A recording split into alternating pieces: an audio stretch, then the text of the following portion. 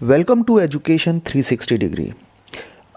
आइए चर्चा करते हैं पर्यावरण और प्राकृतिक संसाधनों के बारे में।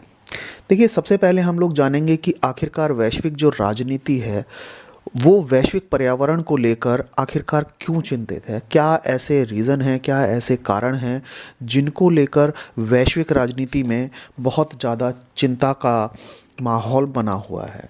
देखिए, वैश्विक जो राजनीति है उस वैश्विक राजनीति में पर्यावरण संबंधी जो चिंता है उस चिंता के अंतर्गत कृषि भूमि की उर्वरकता का खोना, चराई, जल संसाधनों की कमी होने के साथ साथ जो जैव विविधता है उसको बहुत ज़्यादा हानि हो रही है, जिस हानि की वजह से वैश्विक राजनीति में पर्यावरण संबंधी जो चिंता है वो बहुत ज़्यादा गंभीर मुद्दा बनता चला जा रहा है। इसके साथ साथ जो पारिस्थितिकी तंत्र है, साथ ही साथ तटीय प्रदूषण के लिए जो वास्तविक खतरा आखिरकार उत्पन्न कैसे हो रहा है और उसे किस प्रकार से रोका जा सकता है, समुद्री जो पर्यावरण है वो पर्यावरण किस प्रकार से बिगड़ रहा है, ये सारी बातें वैश्विक पर्यावरण के मुद्दे को लेकर हैं। और वैश्विक जो राजनीति है वो कहीं ना कहीं इन सभी मुद्दों की वजह से बहुत ज़्यादा चिंता का विषय बनी हुई है। वैश्विक राजनीति में चिंता का माहौल है इन सभी मुद्दों को लेकर, और सभी लोग, दुनिया के राजनीति में जो लोग शामिल हैं वो सब लोग पर्यावरण संबंधी इन चिंताओं के मद्देनज़र अब पर्यावरण को बचाने का प्रयास करने की कोशिशें करने लगे हैं। देखिए, इस पर्यावरण को बचाने के लिए सबसे पहले 1992 में ब्राज़ील का एक शहर है रियो डी जेनेरियो, वहाँ पर एक पृथ्वी सम्मेलन अर्थ समिट की गई। और इस अर्थ समिट में बहुत अलग अलग तरह के विचार जो हैं वो बहुत सामने आए। यानी कौन कौन से जो विचार थे, पहली चीज़ ये कि ग्लोबल नॉर्थ जो पहली दुनिया के देश हैं और ग्लोबल साउथ जो कि थर्ड वर्ल्ड कंट्रीज़ हैं, बहुत पिछड़ी हुई कंट्री हैं, विकासशील राष्ट्र हैं, वो ये लोग अलग अलग विचार इन दोनों ही दुनियाओं के नज़र आए। ग्लोबल नॉर्थ जो मानता है वो ये मानता है, ग्लोबल नॉर्थ यानी पहली दुनिया के देश जो कि विकसित देश हैं, डेवलप्ड कंट्री हैं, उनका ये मानना है कि जो ओजोन परत का क्षय हो रहा है और ग्लोबल वार्मिंग जो हो रही है, इस मुद्दों को लेकर ग्लोबल नॉर्थ के जो देश हैं वो कहीं ना कहीं चिंतित थे। और ग्लोबल साउथ ने एजेंडा 21 यानी जो थर्ड वर्ल्ड कंट्रीज़ हैं इन्होंने एजेंडा 21 के द्वारा एक आर्थिक विकास और पर्यावरण प्रबंधन पर बहुत ज़्यादा ध्यान केंद्रित किया है।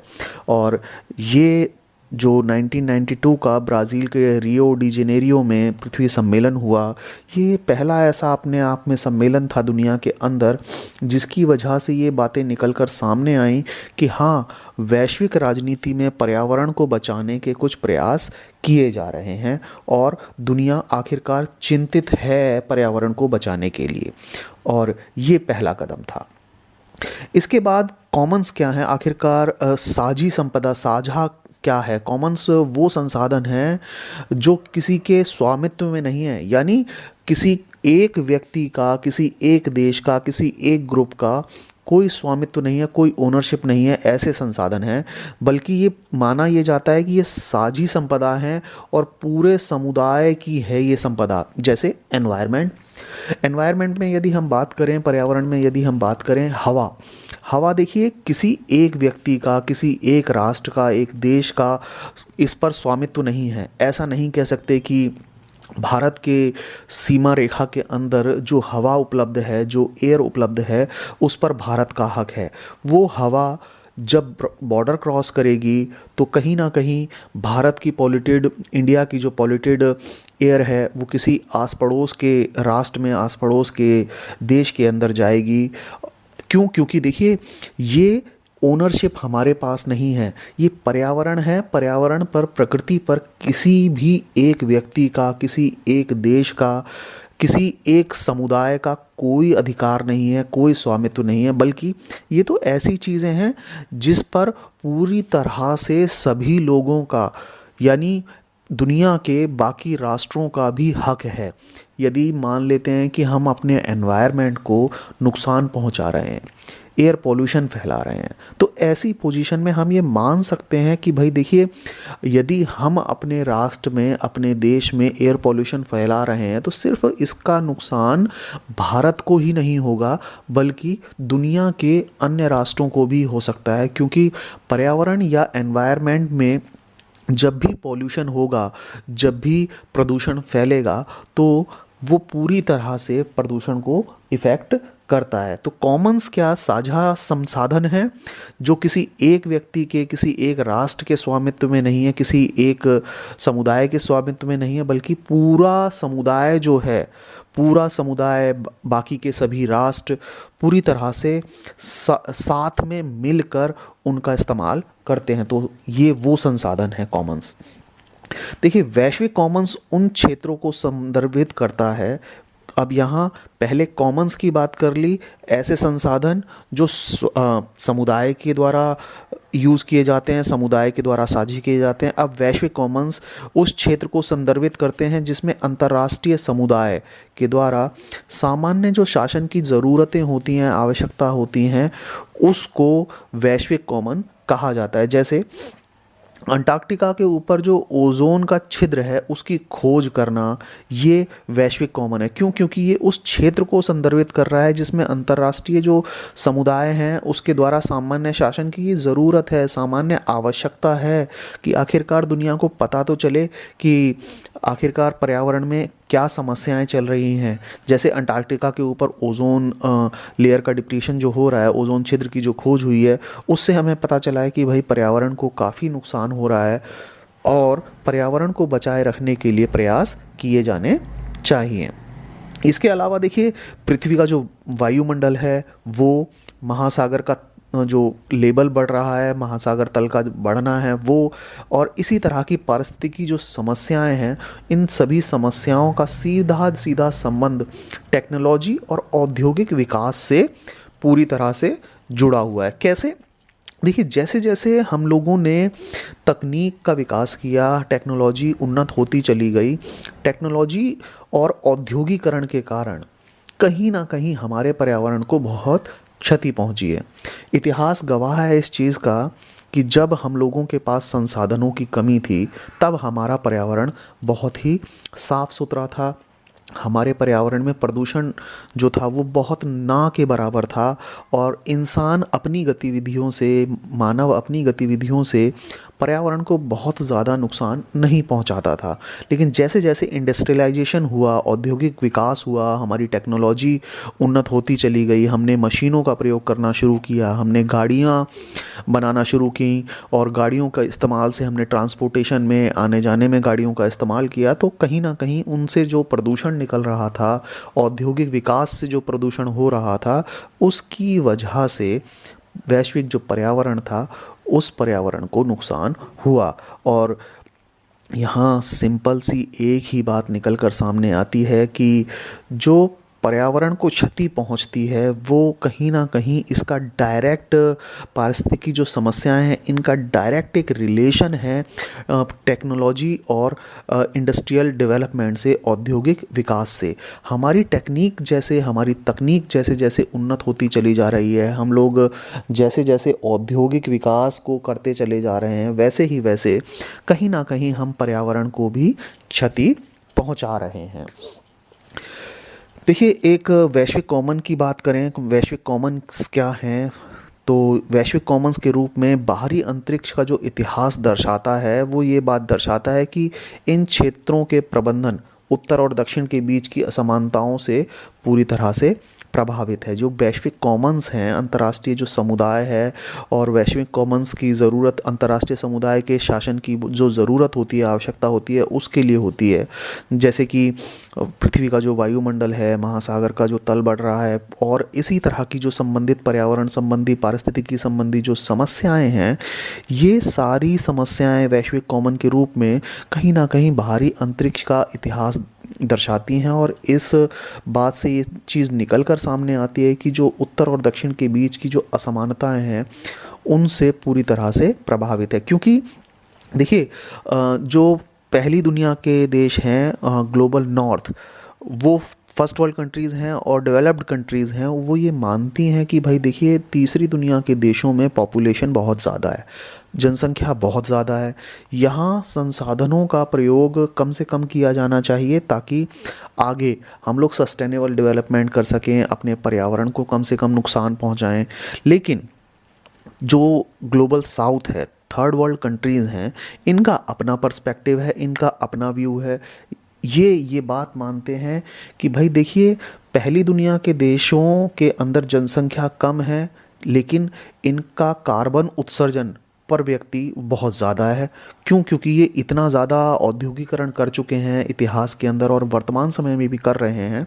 लेकिन क्योंकि हमारी जनसंख्या ज़्यादा है तो हमें थोड़ा सा तो डेवलपमेंट करने के लिए थोड़ा सा औद्योगिक विकास करना ही पड़ेगा, तभी हम अपनी आवश्यकताओं की पूर्ति कर सकते हैं, अन्यथा हम आवश्यकताओं की पूर्ति नहीं कर पाएंगे।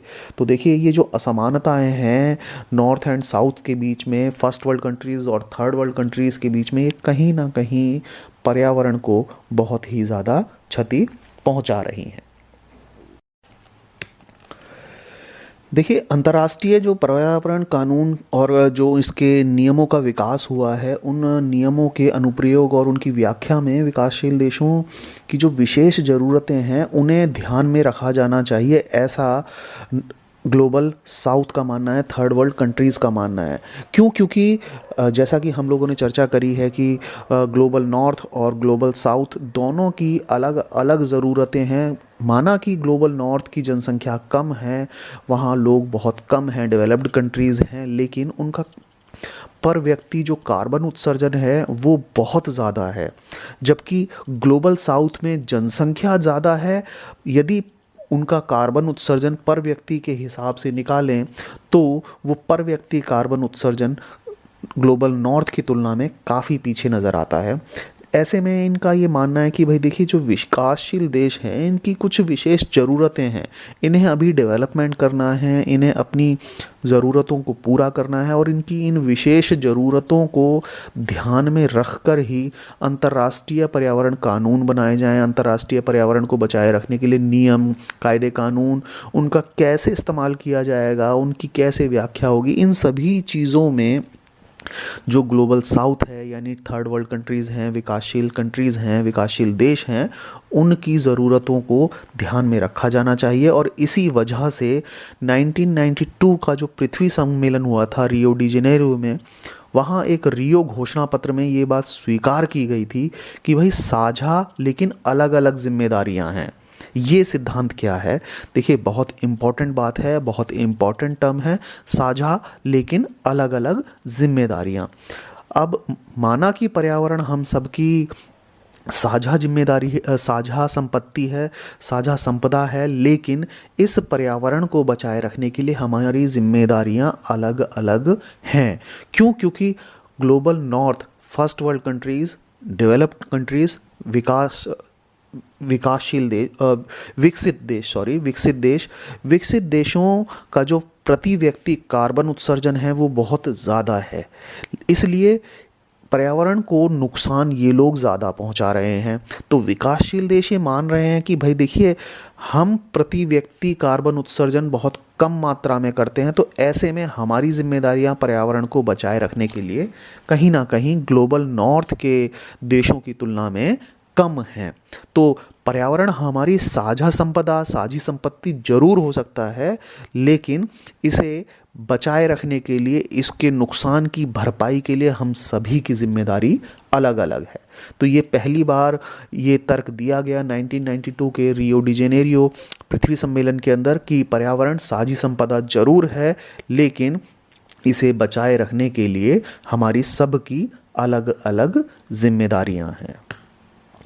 इसके बाद देखिए 1992 में जो पृथ्वी सम्मेलन हुआ था, अर्थ समिट हुई थी, उस रियो घोषणा पत्र में सामान्य लेकिन अलग अलग जिम्मेदारियों का जो सिद्धांत इस्तेमाल किया गया, साझा संपदा है हमारा पर्यावरण, लेकिन हमें इसको बचाने के लिए अलग अलग जिम्मेदारियां निभानी है। और यह बात कही गई कि जो विकासशील देश हैं, इन विकासशील देशों की कुछ विशेष जो ज़रूरतें हैं, इन ज़रूरतों को भाई ध्यान में रखकर ही अंतर्राष्ट्रीय स्तर पर सभी प्रकार के पर्यावरण को बचाए रखने के लिए जो कानून बनाए जाएंगे, नियम बनाए जाएंगे, कायदे बनाए जाएंगे, और उन नियम कायदे कानूनों की जो व्याख्या होगी और उन्हें लागू करने के लिए जिन बातों का ध्यान में रखा जाएगा, उनमें सबसे महत्वपूर्ण बात होगी कि विकासशील देशों की विशेष ज़रूरतों का ध्यान रखा जरूर जाए। क्यों? क्योंकि यहाँ ग्लोबल नॉर्थ और ग्लोबल साउथ की साझा संपदा है पर्यावरण, लेकिन इसे बचाने की दोनों की जिम्मेदारियां अलग अलग हैं। 1992 में जलवायु परिवर्तन पर एक संयुक्त राष्ट्र ढांचा सम्मेलन हुआ था, UNFCCC। इसमें समानता के आधार पर और उनकी जो साझा लेकिन अलग अलग जिम्मेदारियां और उनकी क्षमताओं के अनुसार जलवायु प्रणाली की रक्षा करने पर बहुत ज़्यादा जोर दिया गया था। इसी जो जलवायु परिवर्तन संयुक्त राष्ट्र सम्मेलन में ये बात कही गई थी कि भाई देखिए कि समानता के आधार पर साझा साझा संपत्ति जरूर है पर्यावरण, लेकिन हमारी अलग अलग जिम्मेदारियां हैं, और हमें ये बात भी ध्यान रखनी है कि अपनी क्षमताओं के अनुसार ही हम अपनी जलवायु प्रणाली की रक्षा करने पर जोर दें। ऐसा नहीं है कि देखिए हमारी क्षमता तो है नहीं, हम जलवायु प्रणाली की रक्षा इतनी कर नहीं सकते, लेकिन हम जोर दिए जा रहे हैं कि हमें ऐसा करना चाहिए। तो यहाँ 1992 का जो रियो डी जेनेरियो में सम्मेलन में ये बात कही गई थी कि साझा लेकिन अलग अलग जिम्मेदारियां, ये दोबारा वहीं से बात निकलकर हमारे सामने आई है। इसके बाद देखिए 1997 में 1992 के पृथ्वी सम्मेलन के बाद सेकंड बहुत इम्पोर्टेंट जो पर्यावरण मुद्दे को लेकर बात उठी, वो 1997 में जापान का क्योटो एक शहर है, वहाँ पर क्योटो प्रोटोकॉल हुआ, एक अंतर्राष्ट्रीय समझौता हुआ। जो समझौता ये कहता है कि जो औद्योगिक देशों के लिए ग्रीन हाउस गैस के उत्सर्जन में कटौती के लिए लक्ष्य निर्धारित करता है। और इस क्योटो प्रोटोकॉल के अंतर्गत ये बात मानी गई कि भाई जो 1992 में UNFCCC में जो बात परिभाषित की गई है, उस परिभाषा के आधार पर ये सहमति बन रही है कि भाई हम साझा तो संपत्ति पर्यावरण हमारा ज़रूर है, लेकिन अलग अलग जिम्मेदारियां भी हैं, और हम अपनी क्षमताओं के अनुसार ही जलवायु की जो प्रणाली है उसकी रक्षा करने पर जोर देंगे। तो ये 1992 में रियो डी जेनेरियो का पृथ्वी सम्मेलन पहला बहुत अहम कदम रहा है पर्यावरण को बचाए रखने के लिए। उसके बाद 1992 में UN संयुक्त राष्ट्र संघ का जलवायु परिवर्तन पर एक ढांचा सम्मेलन हुआ था। वो ये बात कहता था कि भाई देखिए अपनी क्षमताओं के अनुसार ही हम जलवायु प्रणाली की रक्षा करने पर जोर देंगे। और 1997 क्योटो प्रोटोकॉल जापान के अंदर, इसमें ये बात एक्सेप्ट कर ली गई, ये बात मान ली गई कि भाई सहमति बन गई कि जो औद्योगिक देशों के लिए ग्रीन हाउस गैसों का उत्सर्जन में कटौती के लिए जो लक्ष्य निर्धारित किया गया है, ये लक्ष्य को परिभाषित करके सिद्धांत के आधार पर सहमति बनी कि भाई हाँ ठीक है, उत्सर्जन ग्रीन हाउस गैसों के उत्सर्जन में कटौती की जानी चाहिए और कटौती होनी चाहिए, तभी हमारे पर्यावरण का, हमारे वैश्विक पर्यावरण का संरक्षण संभव हो पाएगा। साझा संपत्ति, जैसा कि मैं पहले डिस्कस कर चुका हूँ, साझा संपत्ति एक ऐसा सिद्धांत है जो ये बात बताता है कि जिसके पास प्रकृति उपयोग के स्तर, पारस्परिक समझ और प्रथाओं के साथ दिए गए संसाधनों के रखरखाव के संदर्भ में अधिकार और दोनों कर्तव्य हैं। यानी साझा संपत्ति का मतलब सिर्फ इस्तेमाल करने से नहीं है कि पर्यावरण हमारी साझा संपत्ति है, पारिस्थितिकी हमारी साझा संपत्ति है, हम इसका अच्छे से इस्तेमाल कर लेंगे, लेकिन इसे बचाए रखने के लिए अपने कर्तव्य पूरे नहीं करेंगे, ऐसा नहीं है। साझा संपत्ति एक ऐसे सिद्धांत को बताता है जिसके पास प्रकृति, उसके उपयोग का किस लेवल तक पर्यावरण का, प्राकृतिक संसाधनों का उपयोग किया जाएगा, उनको पारस्परिक समझ और प्रथाओं के साथ साथ संसाधनों का जो रखरखाव है उसके संदर्भ में अधिकार और अधिकारों के साथ साथ कर्तव्य, यानी कितना हम इस्तेमाल करेंगे पर्यावरण का अपने डेवलपमेंट के लिए, लेकिन पर्यावरण को बचाए रखने के लिए हम हमारी जिम्मेदारियां क्या क्या हैं, हमारे कर्तव्य क्या क्या हैं, ये दोनों ही बातों का, अधिकार और कर्तव्य, इन दोनों का ही मिक्सचर साझा संपत्ति के अंतर्गत इस्तेमाल किया जाता है। आइए चर्चा कर लेते हैं पर्यावरण के मुद्दों पर भारत का क्या रुख है। देखिए, पर्यावरण के मुद्दों को लेकर भारत एक बहुत अहम और प्रमुख भूमिका निभाता है, क्योंकि हम लोगों ने क्योटो प्रोटोकॉल जो 1997 में हुआ था जापान में, हमने इस पर हस्ताक्षर अगस्त 2002 में कर लिए थे। और हमने ये माना कि भाई देखिए, पर्यावरण साझी संपदा जरूर है, लेकिन पर्यावरण को बचाए रखने के लिए सभी राष्ट्रों की, सभी देशों की अलग अलग जिम्मेदारियां हैं। और इस नियम का, कौन सा नियम, साझा लेकिन अलग अलग जिम्मेदारियां, इस नियम का फॉलो अप किया जा सके, इसीलिए भारत ने क्योटो प्रोटोकॉल 1997 पर अगस्त 2002 में सिग्नेचर कर दिए थे। अब देखें, भारत आखिरकार क्या मानता है कि पर्यावरण को जो क्षति पहुंच रही है, पर्यावरण को जो नुकसान हो रहा है, उस पर भारत का जो मानना है, भारत का रुख है, वो ये है कि देखिए, पर्यावरण को जो नुकसान सबसे ज़्यादा पहुंचा इतिहास के अंदर, सबसे ज़्यादा नुकसान पर्यावरण को औद्योगिकरण के दौर में पहुंचा था।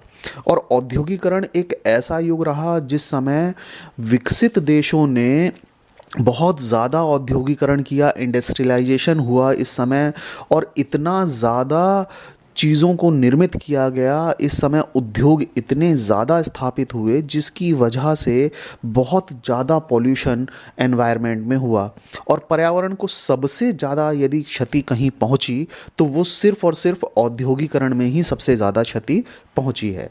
इसलिए भारत का रुख एकदम क्रिस्टल क्लियर है, एकदम साफ है भारत का रुख, कि यदि पर्यावरण को कोई मुद्दा उठता है तो भारत एकदम स्पष्ट रूप से ये कहता है, स्पष्ट रूप से ये बात मानता है कि भाई देखिए, औद्योगिकरण का जो दौर रहा, ऐतिहासिक तौर पर औद्योगिकरण का दौर ही पर्यावरण की क्षति के लिए सबसे ज़्यादा जिम्मेदार है।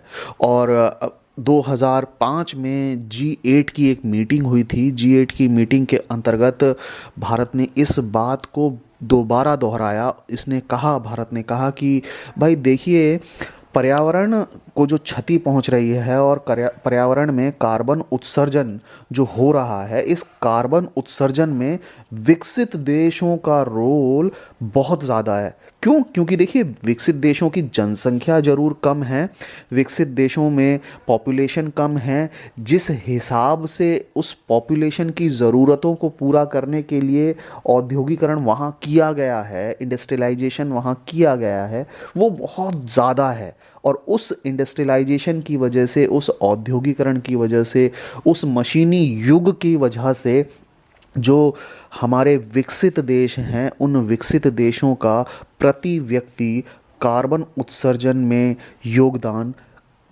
विकासशील देशों की तुलना में कहीं ज़्यादा है।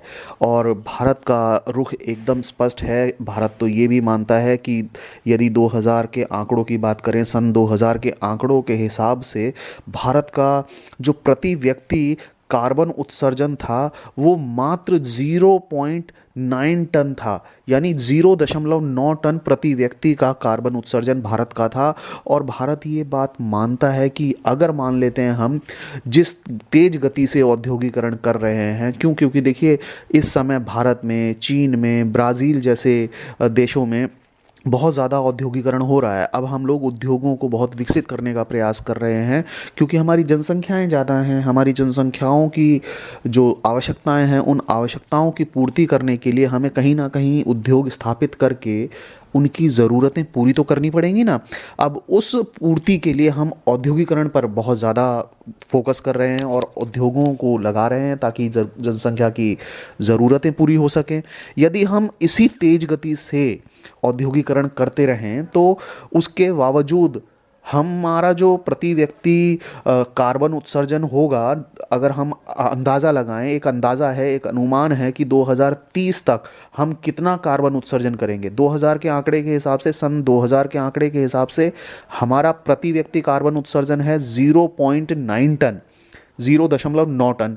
लेकिन अगर हम जिस हिसाब से, जिस तेज गति से औद्योगिकरण कर रहे हैं, यदि इसी तेज गति से औद्योगिकरण करते रहे तो सन 2030 में हमारा जो प्रति व्यक्ति कार्बन उत्सर्जन होगा वो 1.6 टन होगा, यानी 1.6 टन के हिसाब से प्रति व्यक्ति पर कैपिटा हम लोग कार्बन उत्सर्जन करेंगे। और ये एक बहुत अहम आंकड़ा है, क्योंकि देखिए, विकसित राष्ट्रों की जनसंख्या कम है, लेकिन उन्होंने औद्योगिकरण किया, उन्होंने बहुत ज़्यादा मशीनों का इस्तेमाल किया, बहुत ज़्यादा उद्योग लगाए व्यापार करने के उद्देश्य से, लाभ कमाने के उद्देश्य से, जिसके कारण हमारे पर्यावरण को बहुत ज़्यादा नुकसान हो रहा है। और पर्यावरण को जब नुकसान हो रहा है तो ये अब, जब पर्यावरण को स्वच्छ रखने के योगदान में अलग अलग जिम्मेदारियों का जो नियम है, उस नियम को फॉलो करने में बहुत पीछे नज़र आ रहे हैं। तो अब भारत का स्पष्ट रूप से ये मानना है कि भाई देखिए, विकासशील जो देश हैं उनकी जनसंख्या ज़्यादा है, हमने मान लिया। हमारी जनसंख्या ज़्यादा होने के कारण हम उन जनसंख्या के लोगों को, हम उन लोगों की आवश्यकताओं की पूर्ति के लिए कहीं ना कहीं उद्योगों का सहारा तो लेंगे ना। उनकी ज़रूरतें पूरा करने के लिए कहीं ना कहीं औद्योगिकरण के सहारे ही हम उनकी ज़रूरतों को पूरा कर पाएंगे।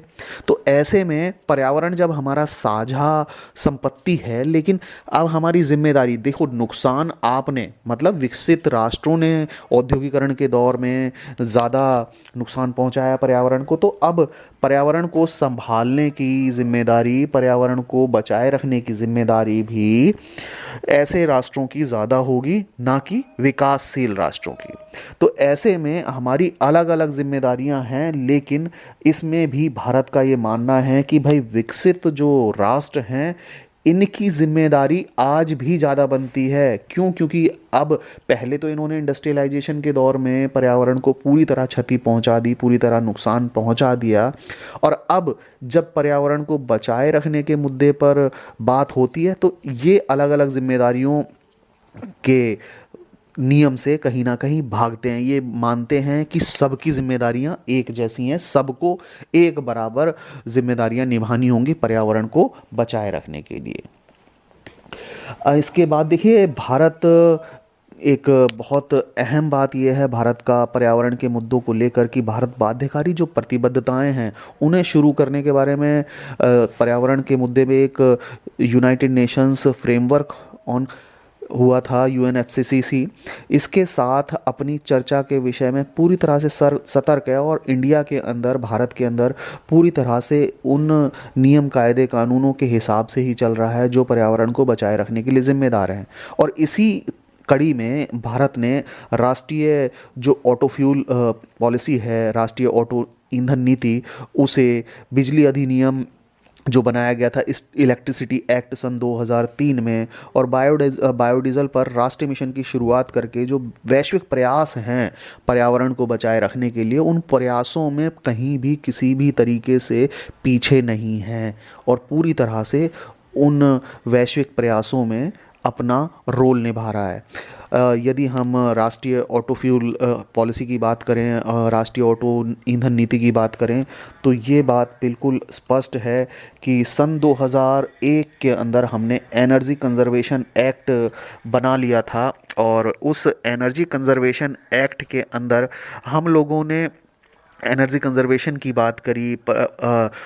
ऑटो फ्यूल के अंदर हमने ऐसे फ्यूल इस्तेमाल करने की बात करी कि ग्रीन एनर्जी जिससे इस्तेमाल की जा सके। हमने 2003 में इलेक्ट्रिसिटी एक्ट बनाया, बिजली अधिनियम बनाया, और इस 2003 के इलेक्ट्रिसिटी एक्ट के अंदर हमने ग्रीन एनर्जी पर चर्चा करना शुरू करी, हमने ऐसी एनर्जी पर चर्चा करना शुरू करी, हमने ऐसे नियम कायदे कानून तैयार कर लिए जिससे हम रिन्यूएबल एनर्जी का इस्तेमाल कर सकें, रिन्यूएबल जो एनर्जी है। साथ ही साथ हमने इसी तरह के बहुत सारे नियम कायदे कानून बनाए हैं, और हम ये मान सकते हैं आज के दौर में कि भारत पर्यावरण संबंधी मुद्दों पर कहीं भी किसी भी हाल में पीछे नहीं है, और जो वैश्विक स्तर पर प्रयास किए जा रहे हैं पर्यावरण को बचाए रखने के लिए, उन मुद्दों में बहुत अहम भूमिका निभा रहा है। और भारत के अंदर इस प्रकार की नीतियां, इस प्रकार के कायदे कानून बनाए जा रहे हैं जो पर्यावरण को बचाए रखने के लिए पूरी तरह से प्रयासरत हैं। अब देखिए, जो वैश्विक स्तर पर पर्यावरण बचाए रखने के लिए जो प्रयास चल रहे हैं, उन प्रयासों में पर्यावरण आंदोलन बहुत सारे चल रहे हैं। वन बचाने के आंदोलन चल रहे हैं, बांध विरोधी आंदोलन चल रहे हैं। इस प्रकार के जो पर्यावरण आंदोलन हैं, पर्यावरण आंदोलन क्या हैं? पर्यावरण आंदोलन वो आंदोलन हैं जो राष्ट्रीय या अंतर्राष्ट्रीय स्तर पर पर्यावरणीय गिरावट को चुनौती देने के लिए तथा पर्यावरण के प्रति जागरूक हैं। यानी पर्यावरण आंदोलन बेसिकली क्या है? जो हमारे पर्यावरण में ह्रास हो रहा है, हमारा पर्यावरण प्रदूषण जो फैल रहा है और उसकी वजह से पर्यावरणीय गिरावट जो हो रही है, उस गिरावट को पूरी तरह से पर्यावरण आंदोलन चुनौती देते हैं।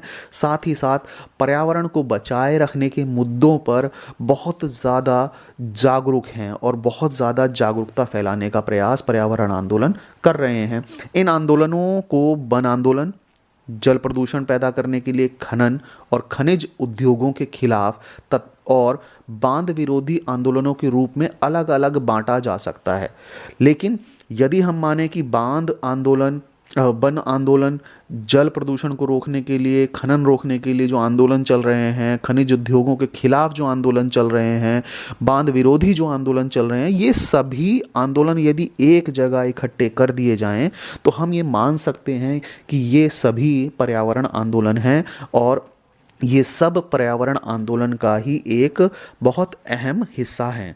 तो यहाँ हमारे लिए सबसे ज़्यादा इम्पोर्टेंट चीज़ ये है कि जो वैश्विक स्तर पर इस प्रकार के पर्यावरण आंदोलन चल रहे हैं, चाहे वो वन आंदोलन हो, जल प्रदूषण को पैदा करने के लिए, खनन रोकने के लिए आंदोलन हो, खनिज उद्योगों के खिलाफ कोई आंदोलन है या बांध विरोधी कोई आंदोलन चल रहा है, तो वो क्या सिर्फ वैश्विक स्तर पर चल रहे हैं, भारत में नहीं चल रहे हैं? तो इसका आंसर है नहीं। भारत में भी पर्यावरण आंदोलन बहुत तेज़ी के साथ चल रहे हैं। यदि हम बात करें नर्मदा बांध जो बनाया जा रहा है नर्मदा नदी पर, उसके विरोध में जो आंदोलन चला, वो भारत का एक ऐसा आंदोलन था जो पर्यावरण आंदोलन ही था। और ना सिर्फ भारत में बल्कि भारत के अलावा Mexico, Chile, Brazil, Malaysia, Indonesia और अफ्रीकी जो महाद्वीप है, उसके साथ साथ भारत में भी दक्षिण के जो वन आंदोलनों को भारी दबाव का सामना करना पड़ रहा है। और ये सारी वो कंट्रियां हैं जिनका अभी मैंने नाम लिया, ये सारी वो कंट्रियां हैं जहां पर वैश्विक प्रयासों के साथ साथ पर्यावरण आंदोलन भी बहुत तेज़ी से चल रहे हैं। और इन पर्यावरण आंदोलनों के रूप अलग अलग हैं, चाहे वो वन बचाने के लिए हैं, चाहे वो जल प्रदूषण को बचाने के लिए हैं, चाहे वो खनिज उद्योगों के खिलाफ आंदोलन है या फिर बांधों के विरोध में आंदोलन है। लेकिन उन सब का उद्देश्य सिर्फ और सिर्फ पर्यावरण को बचाए रखना ही प्रमुख उनका उद्देश्य है।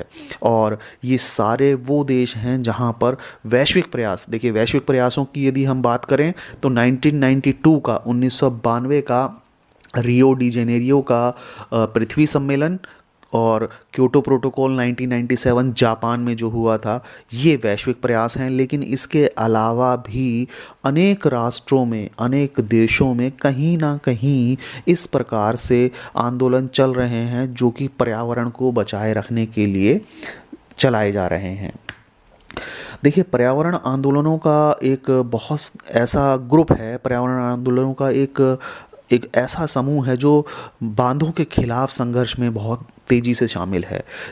हर देश में जहाँ एक मेगा डैम बनाया जा रहा है, वहाँ इसके विरोध में कोई ना कोई पर्यावरण आंदोलन मिलने की पूरी संभावना है। अब जैसे हम एक मेगा डैम की बात करें कि भारत के अंदर नर्मदा नदी पर एक मेगा डैम बनाया जा रहा था, और भारत में जब नर्मदा नदी पर मेगा डैम बनाया जा रहा था तो इसका बेसिकली विरोध दो तरीके से हुआ। पहला, पर्यावरणीय मुद्दे को लेकर, दूसरा इसमें कहीं ना कहीं लोगों को कुछ प्रतिस्थापित किया जाता है, एक जगह से हटाकर उनके घरों को वहाँ से तोड़कर दूसरी जगह स्थापित किया जाता है। और ऐसे में लोग अपने घरों को छोड़ना नहीं चाहते हैं और छोड़ना भी नहीं चाहिए। देखिए, ये मेरा पर्सनल व्यू हो सकता है, लेकिन एनवायरमेंटल उद्देश्य से जब मेगा डैम बनाए जा रहे हैं तो ये कहीं ना कहीं इसमें दो तरफ़ा चीज़ें नज़र आती हैं हमें। एक पर्यावरणीय मुद्दा नज़र आता है, दूसरा लोगों का नुकसान जिसमें उन्हें अपना घर तक छोड़ना पड़ता है। चाहे सरकार कहीं भी उन्हें घर दूसरी जगह बना कर दे दे, लेकिन कहीं ना कहीं लोगों का अपने घर से जुड़ाव ज़रूर रहता है, जिसकी वजह से ये मेगा बांधों के खिलाफ ना सिर्फ भारत में बल्कि भारत के बाहर भी, भारत के अलावा भी अन्य राष्ट्रों में इन मेगा डैम्स का बहुत इनके खिलाफ संघर्ष हुआ है। और पर्यावरणीय आंदोलन का ये एक ऐसा पूरा समूह है जो मेगा बांधों के खिलाफ पूरा संघर्ष कर रहा है। और ऐसे ही संघर्ष की यदि हम बात करें तो 1980 के दशक में की जो शुरुआत हुई थी, उस 1980 के दशक की शुरुआत में ऑस्ट्रेलिया में एक फ्रैंकलिन नदी है, उसके आसपास के जंगलों को बचाने के अभियान के नाम से उत्तर में शुरू किया गया पहला बांध विरोधी आंदोलन जो था वो देखा गया था। और ये ऑस्ट्रेलिया की फ्रैंकलिन नदी को और उसके आसपास के जंगलों को बचाए रखने के लिए ऐसा दुनिया में पहला आंदोलन 1980 के दशक की शुरुआत में देखा गया था। और देखिए, जैसा कि मैं आपसे पहले चर्चा कर चुका हूँ कि भारत में भी भाई कुछ प्रमुख बांध विरोधी आंदोलन हुए हैं, और इस आंदोलनों में सबसे इम्पोर्टेंट नर्मदा बचाओ आंदोलन है। और यदि हम पर्यावरणीय आंदोलन की और बात करें कि भारत के अंदर पर्यावरणीय आंदोलन क्या और भी चले हैं, तो चिपको आंदोलन एक ऐसा आंदोलन रहा जो सीधे सीधे वन बचाने के उद्देश्य से, फॉरेस्ट्स को बचाने के उद्देश्य से किया गया था, जो कि सीधे सीधे पर्यावरणीय आंदोलन है और पर्यावरण के संरक्षण से संबंधित है और पर्यावरण को बचाए रखने से संबंधित है। तो ये पर्यावरणीय मुद्दों पर भारत का रुख है, जहां भारत कहीं ना कहीं वैश्विक प्रयासों में पूरी तरह से शामिल हो रहा है। और साथ ही साथ वैश्विक प्रयासों के अलावा भारत की जो जनता है उसमें भी कुछ ऐसे लोग हैं जो कि पर्यावरणीय आंदोलन कर रहे हैं, और ऐसे लोग जो पर्यावरण को बचाए रखना चाहते हैं, लोगों में जागरूकता भी फैलाने का काम कर रहे हैं।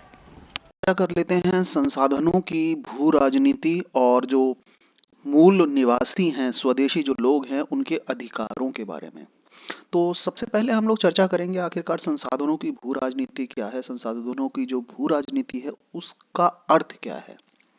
देखिए, संसाधनों की जो भू राजनीति है इसके बारे में जो मतलब है इसका मतलब यह है कि किसे क्या, कब, कहाँ और कैसे चीजें मिलनी चाहिए। देखिए, संसाधन क्या हैं, जो प्रकृति से हमें चीजें प्राप्त हो रही हैं वही हमारे संसाधन है, प्राकृतिक संसाधन है। और सबसे बड़ी अहम बात यह है कि जो संसाधन हैं, प्राकृतिक जो संसाधन हैं, इन प्राकृतिक संसाधनों पर किसका हक होगा, कितना हक होगा, कब और कहाँ और कैसे ये हक प्राप्त होगा, और इन संसाधनों पर किसको ज्यादा अधिकार मिलेगा और कितना अधिकार मिलेगा, यही चीज संसाधनों की भू राजनीति के बारे में बात करती है।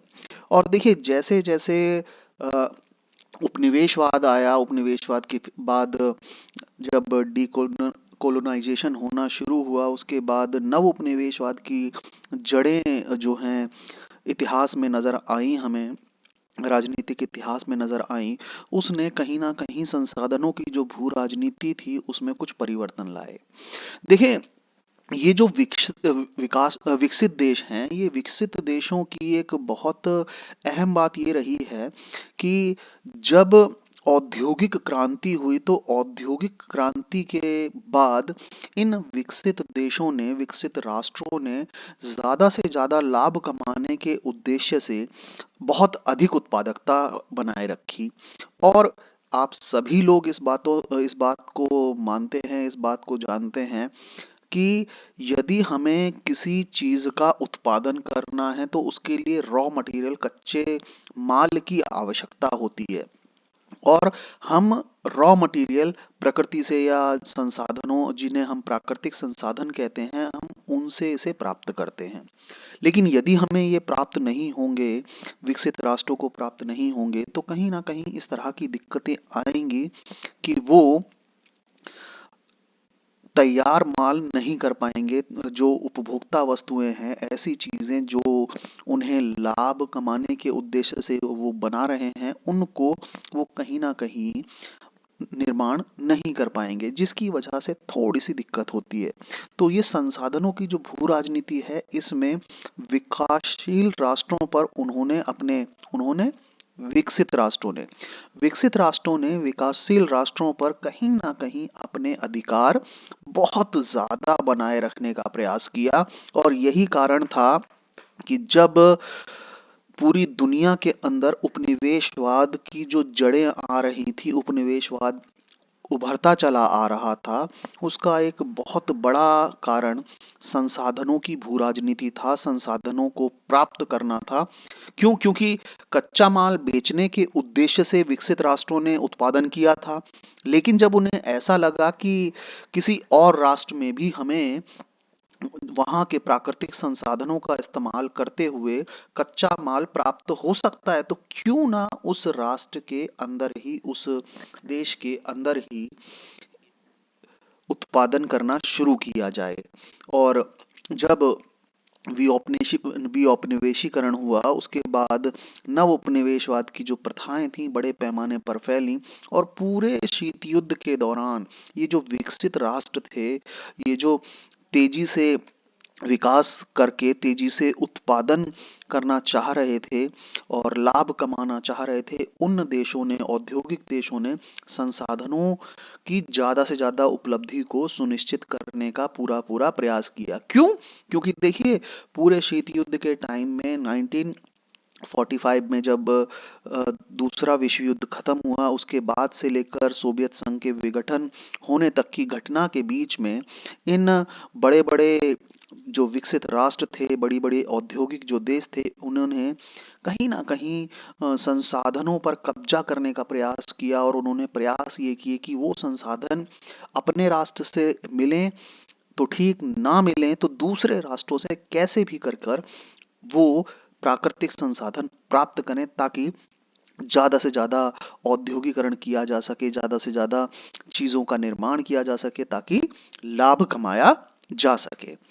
और वैश्विक जो अर्थव्यवस्था है, यदि हम उसकी बात करें, तो इसमें दो प्राकृतिक ऐसे संसाधन हैं जिनको लेकर बहुत राजनीति गर्म रहती है। पहला प्राकृतिक संसाधन है तेल, दूसरा प्राकृतिक संसाधन है पानी।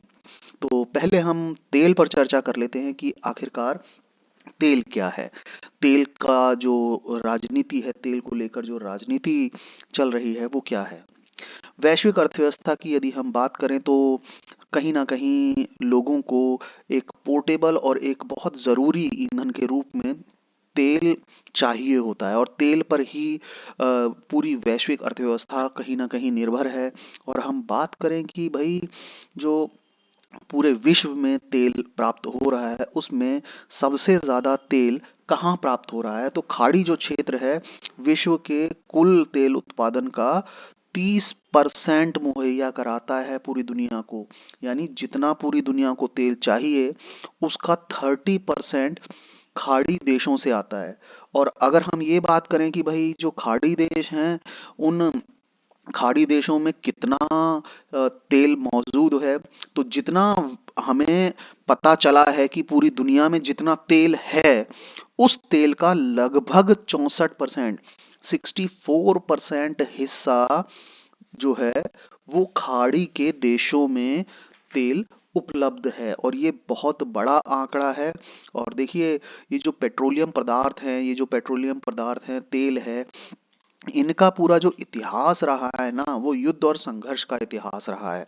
और तेल पर युद्ध और संघर्ष का इतिहास सिर्फ इसलिए नहीं रहा है कि तेल एक बहुत आवश्यक संसाधन है, लेकिन दुनिया के सभी राष्ट्रों को ये बात पता है कि भाई, तेल के बिना कोई भी राष्ट्र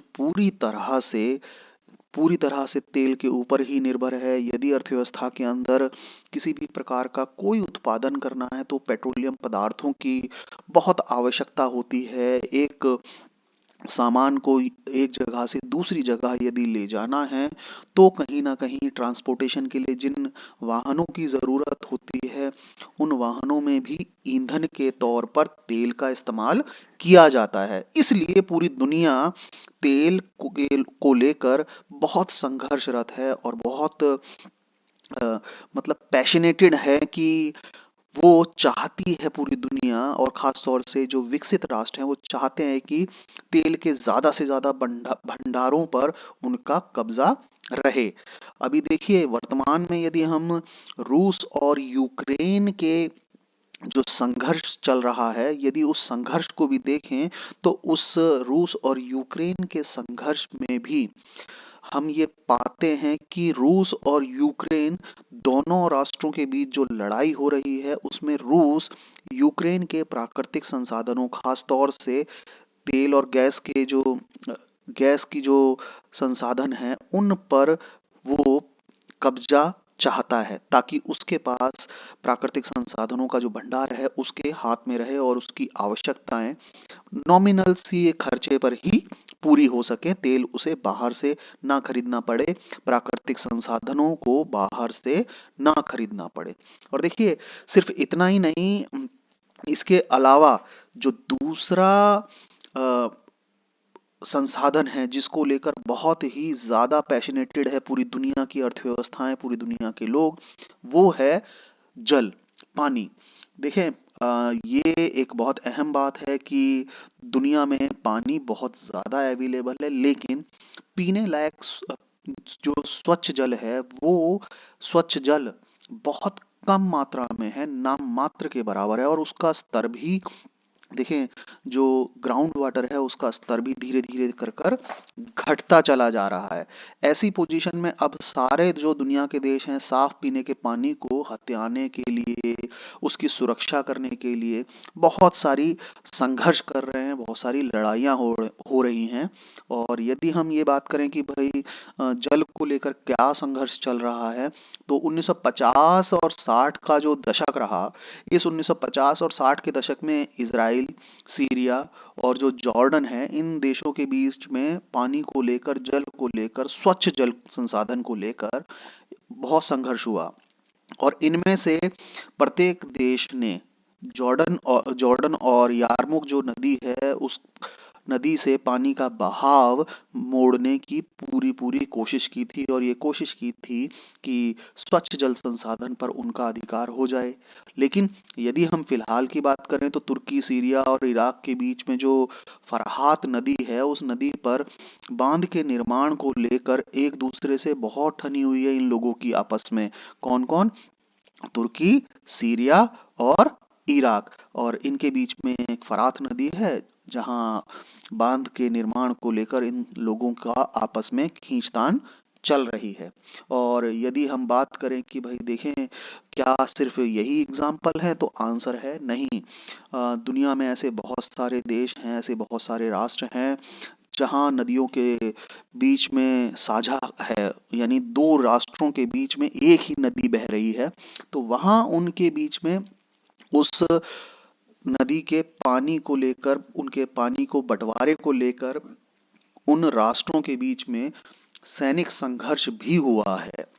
और ये देखें, इसका तो एक बहुत हमारे लिए, हमारे पास एक बहुत बड़ा एग्जाम्पल ये है कि भारत और पाकिस्तान के बीच में सिंधु नदी के जल बंटवारे को लेकर बहुत विवाद रहा है इतिहास में, जिसे आखिरकार यूनाइटेड नेशंस के बीच बिचाव के बाद ही सुलझाया जा सका। तो ये संसाधनों की भू राजनीति के विषय में की गई बात है। और आप लोगों को संसाधनों की भू राजनीति पूरी तरह से अब समझ आई होगी। अब जब आपको संसाधनों की भू राजनीति समझ आ गई है, तो आइए चर्चा कर लेते हैं मूलवासी जो हैं, मूल निवासी जो हैं, जिन्हें स्वदेशी लोग या इंडिजीनियस पीपल कहा जाता है, उनके और उनके अधिकारों के बारे में। तो देखें, यदि हम ये बात करें कि भाई जो मूल निवासी हैं, जब हम इनकी बात करते हैं तो इन मूल निवासियों की बात करते ही पर्यावरण, प्राकृतिक संसाधन और राजनीति, ये तीनों चीजें आपस में एक दूसरे के साथ बहुत ज्यादा कनेक्टेड हो जाती हैं।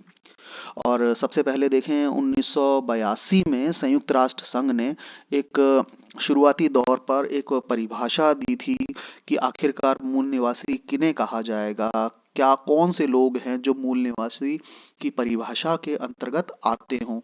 तो जब संयुक्त राष्ट्र संघ ने ये परिभाषा दी, तो इन्होंने ये माना, इन्होंने ये कहा कि मूल निवासी उन लोगों को माना जाएगा, ऐसे लोगों के वंशज को माना जाएगा जो किसी भी देश में बहुत लंबे समय से रहते चले आ रहे हों, और किसी फिर उसके बाद जब वो रहते चले आ रहे हैं उसके बाद कोई और राष्ट्र की संस्कृति आई हो, कोई और राष्ट्र के लोग आए हों, वहाँ के जातीय जो मूल के लोग हैं वहाँ आए हों, और उन लोगों ने इन लोगों के ऊपर अधिकार जमा लिया हो, उन्हें अपने अधीन, अपना गुलाम बना लिया हो। जैसे देखें, हम लोग भारत के निवासी थे और हमारे भारतीय लोगों के ऊपर ब्रिटेन की ईस्ट इंडिया कंपनी आई और बाहरी लोग थे वो, और उन्होंने आकर हमारे ऊपर अधिकार जमा लिया, हमें अपने अधीन कर लिया।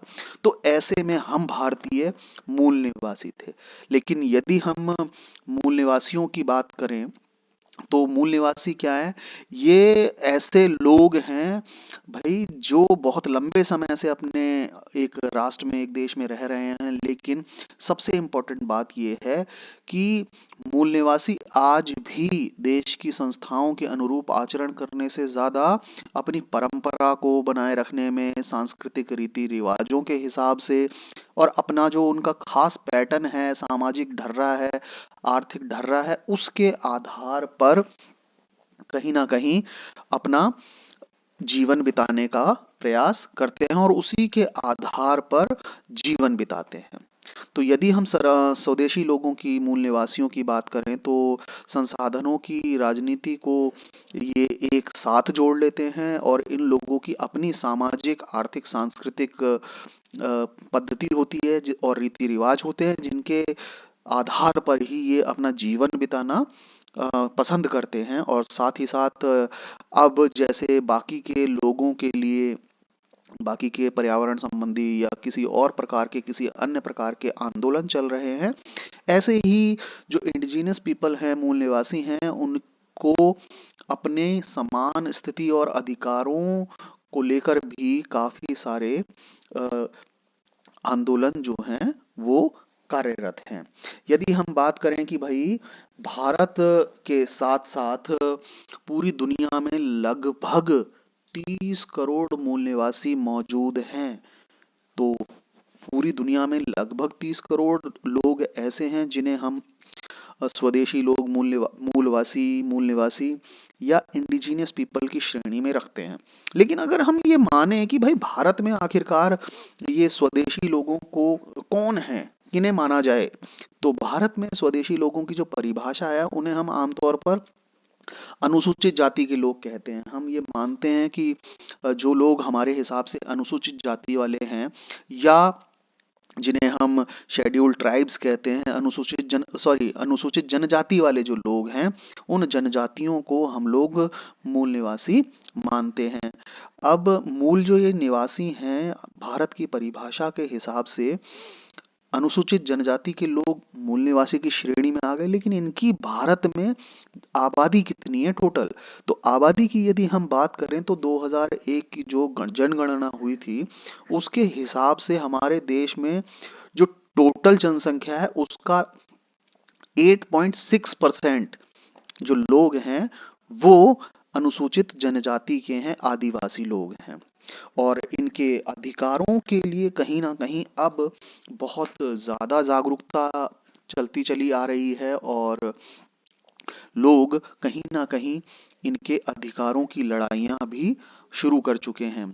और यहाँ देखें, एक बहुत इंपॉर्टेंट बात यह है कि जो मूल निवासी है ना, पूरी तरह से अपना जीवन चलाने के लिए कृषि पर या प्रकृति पर निर्भर हैं।